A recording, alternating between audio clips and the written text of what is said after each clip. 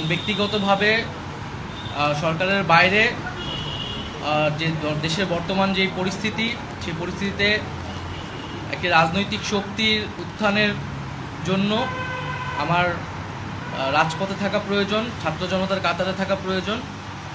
এবং আমরা যে গণতান্ত্রিক পরিবর্তনের আকাঙ্ক্ষা করি, সেই আকাঙ্ক্ষার জন্য এবং আমার যে গণ অভ্যুত্থানে যে ছাত্র জনতা অংশগ্রহণ করেছে, সেই শক্তিকে সংহত করতে আমি মনে করেছি যে আমার সরকারের থেকে, আমার সরকারের বাইরে রাজপথে আমার ভূমিকা বেশি হবে।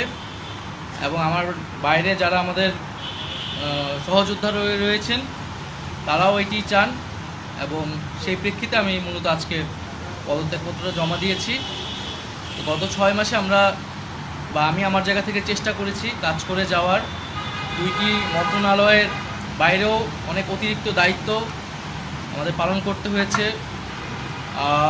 আমরা চেষ্টা করেছি এবং মন্ত্রণালয়গুলোতেও আমরা কিছু কাজ করেছি। সেই কাজের ফলাফল হয়তো সামনে জনগণ পাবে। 6 মাস খুবই কম সময়, তারপরও আমি চেষ্টা করেছি আমার কাজ আর ফলাফল সেটা জনগণ মূল্যায়ন করবে। তো আজকে থেকে মূলত আমি সরকারের আর কোনো দায়িত্বে নেই, এটি মূলত বলার জন্য আপনাদেরকে আজকে আমরা 3টা কোশ্চেন নিব।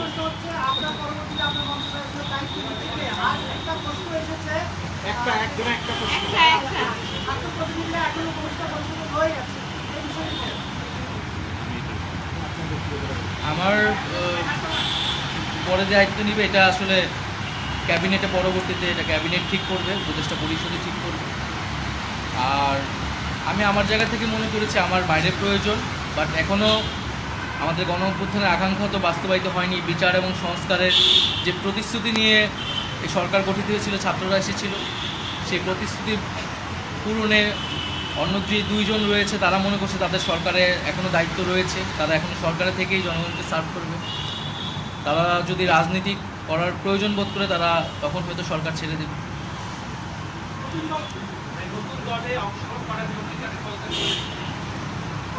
হ্যাঁ, নতুন যে রাজনৈতিক শক্তি এবং দল গঠন হচ্ছে, আমি সেখানে অংশগ্রহণ করতে আমার অভিপ্রায় আছে, এবং জনগণের সাথে মিশে আবারও জনগণকে ঐক্যবদ্ধ করা এবং আমাদের যে গণ অভ্যুত্থান এর যে প্রতিশ্রুতি সেটা বাস্তবায়নে মাঠে থেকে কাজ করার লক্ষ্যে আমি সরকার থেকে পদত্যাগ করছি। তাজওয়ার,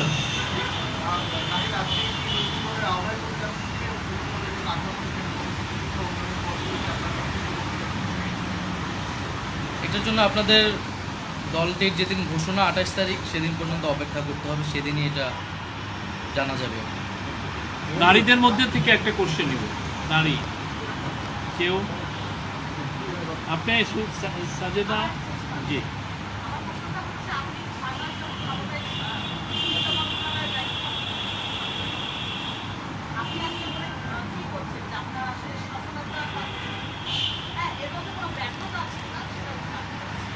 না, আমাদের তো অনেক সীমাবদ্ধতা ছিলই, আমরা সেই সীমাবদ্ধতাগুলো কাটানোর চেষ্টা করেছি সবসময়। এবং এখানে সীমাবদ্ধতা ছিল, আমলাতান্ত্রিক জটিলতা ছিল।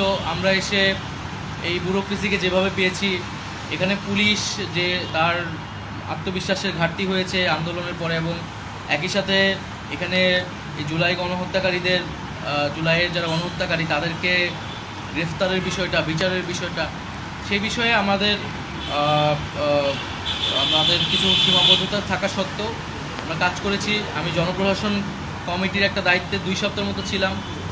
2 সপ্তাহের মিটিংয়ে আমরা সিদ্ধান্ত নিয়েছি যে যারা 18 সালের ডিসি ছিল এবং দুর্নীতির সাথে জড়িত ছিল তাদেরকে সরানোর ব্যবস্থা, এরকম কিছু উদ্যোগ আমরা নিয়েছি। এবং আমি আশা করব যে অন্তর্বর্তীকালীন সরকার সামনের দিনগুলোতে জনগণের যে আকাঙ্ক্ষা, গণ অভ্যুত্থানের যে আকাঙ্ক্ষা, সেই আকাঙ্ক্ষা বাস্তবায়নে তারা সচেষ্ট হবে, এবং দেশের যে আইন শৃঙ্খলা পরিস্থিতি, সেই আইন শৃঙ্খলা পরিস্থিতি এবং দ্রব্যমূল্য নিরসনে তারা সফলতা দেখাতে পারে।